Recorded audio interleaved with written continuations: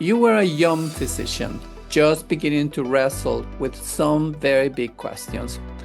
Take us back to those early days. Yeah, this is a really interesting question. For me, I just turned to 45, so it was more than 22 years ago when I was a medical student in Shiraz.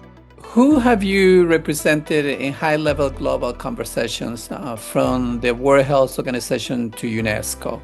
Always, I've been trying to represent a trained physician as a healthcare professional. I think it was one of my most important jobs to recognize that professional hat and try to initiate a dialogue in the international bioethics community about bioethics in those specific contexts.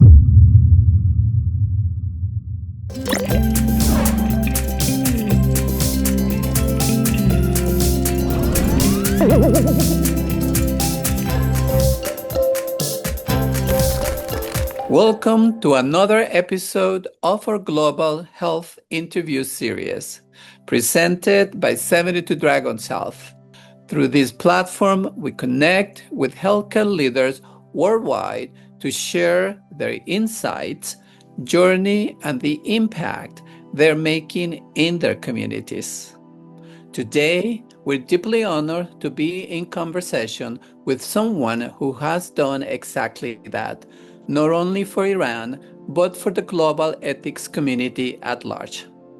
Please welcome Dr. Ehsan Shamsi Gooshki, a physician, bioethicist, and internationally recognized voice in medical and public health ethics. From shaping national codes of ethics in Iran to advising the World Health Organization, WHO, and serving as vice chair of the United Nations Educational, Scientific, and Cultural Organizations, UNESCO, International Bioethics Committee.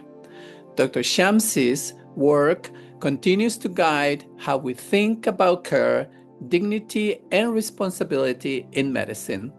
So pull up a chair, because this is not just a conversation, it is a glimpse into how global health moves forward, one intentional step at a time. So, Dr. Ehsan Shamsi Gooshki, welcome. It is an absolute honor to have you with us today.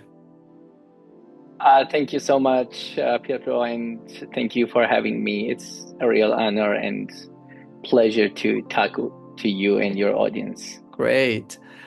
Dr. Shamsi, before the World Health Organization and UNESCO committees and global health advisories, you were a young physician, just beginning to wrestle with some very big questions. Take us back to those early days. What first drew you toward the field of bioethics? Yeah, this is a really interesting question. For me, I just turned to 45, so it was more than 22 years ago when I was a medical student in Shiraz. One night I was called as a member of a team to do cardiopulmonary resuscitation for a patient. And the patient, as I remember, was a case of small cell carcinoma, which is a lung cancer with multiple metastases.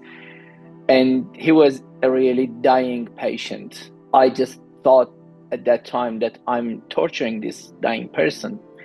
I don't know, a few minutes until the patient death was confirmed according to legal requirements. I remember the day after I asked one of our professors in university who was kind of interested in ethics and asked him about this feeling. Now I understand it was a kind of moral distress. And I realized that the field of medical ethics is the place to answering such difficult questions.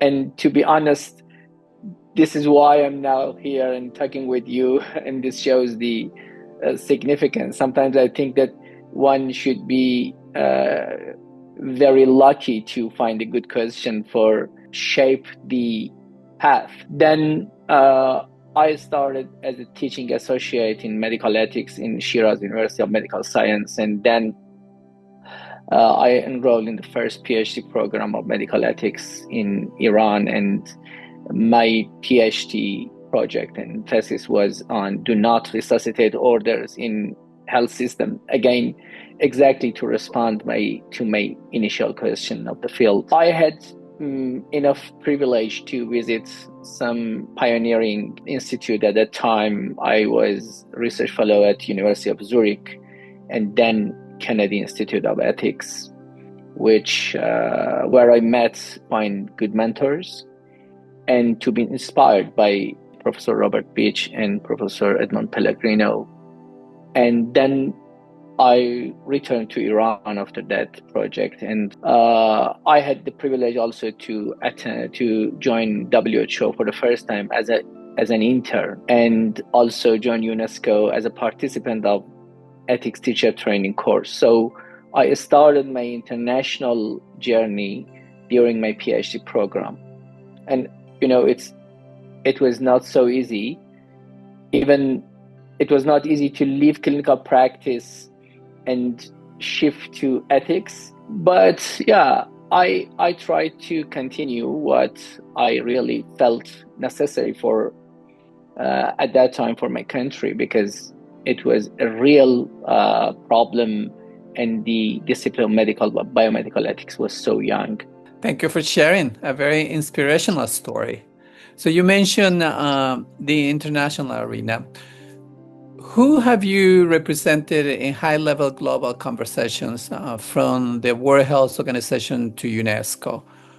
On a personal and professional level, what does it mean to you to represent these groups in your field on the global stage? I really represented a very diverse society, and it was a difficult task, because when you are, for example, an Iranian that attend an international community or group, however, I was invited and nominated and appointed as an independent expert. So I was not officially represent a government or something. But at the same time, when you are from, for example, Middle East, or you're from Iran, people have a kind of understanding from that area. Sometimes people do not recognize the diversity enough or sufficiently. So we have research ethics committee everywhere. But when you are sitting in a committee with significant influence of religious, your practice as a bioethicist is different. During my international journey, I tried to make people familiar with this kind of important differences. Also, I've been trying to represent a trained physician as a healthcare professional. I think it was one of my most important jobs to recognize that professional hat and try to initiate a dialogue in the international bioethics community about bioethics in those specific contexts. Thank you. It is an area that is not easy to understand, and it can be a bit confusing. And it's constantly an area that confronts moral complexity and human suffering. Where do you personally turn for restoration or hope? Are there moments or people that remind you why this matters, even when it is difficult? Thank you for very interesting question. For example, nowadays, World Health Organization Ethics Review Committee, which we review important international, multinational, research ethics projects. And when we approve a project that we know the results will impact lives of hundreds of thousands and sometimes millions of people, we really feel something, and it restores hope. I sit in International Bioethics Committee, and this is my last year. But when you contribute to developing reports that many people, many member states, many countries at the highest level of governance will look at them, and probably will use them in some time. In my experience in Iranian context, I had a lot of time of hope and proud as a bioethicist. Another important part of my life, which really means a lot to me, is my time with my students. When I was at Tehran University of Medical Science, and nowadays when I teach brilliant medical students here at Monash University, and I conduct my PhD students, my brilliant master students, you could inspire or you could influence or impact your students. And this is, I think, a unique time of being proud of yourself for all teachers, I think. I mentioned when I was in the United States, Professor Edmond Pellegrino, and at that time as a young physician, I had something in my mind, maybe I stay in the United States and continue my medical, trajectory there. But he asked me, does Iran Medical Council has a code of ethics? And my response was no. There is a very brief disciplinary code with some ethical components. And he told me, you need to return, you need to do this for your country. And it was enough. I returned, and my first appointment was the senior advisor to Iran Medical Council in the field of medical ethics. So we did this with a group of excellent colleagues. And nowadays that code of ethics is enacted. Every day I feel the impact. I receive a very good impact. Thank you. Now, talking about your research, much of your research speaks to bioethics, governance, epistemic injustice, and the ethics of care for migrants and vulnerable populations in the context of low and middle income countries. What compels you to focus on these issues and communities? I think, as I mentioned, the bioethics discourse suffers from a phenomenon that we call it epistemic injustice. It means that the epistemic sources for contemporary bioethics come mostly from the Western liberal political philosophy. And at the same time, I think other cultures and other contexts have interesting content that enable them to contribute to the global discourse. With this, I've been trying to introduce those aspects to the global community of bioethics. In bioethics, we have different, perspectives or different lookouts. One of them is the protectionist perspective of bioethics. In bioethics, we generally want to protect vulnerable population. We want to protect those who cannot protect personal interests. And one of these vulnerable population are migrants, specifically when they are undocumented, when they are illegal. This is one of the most important part of our work as ethicists.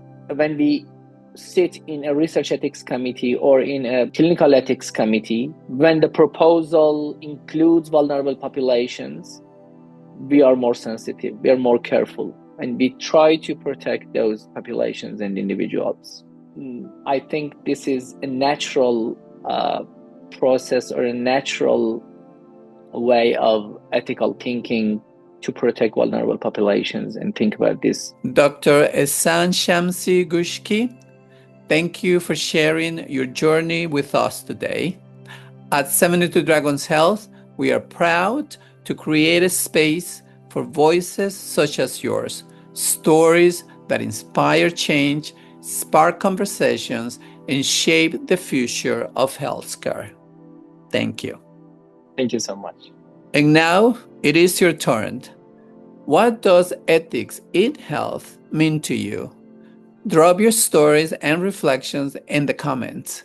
We would love to hear how you are shaping health in your corner of the world. If this conversation inspired you, please like and subscribe to 72 Dragons Health for more powerful stories from global health leaders.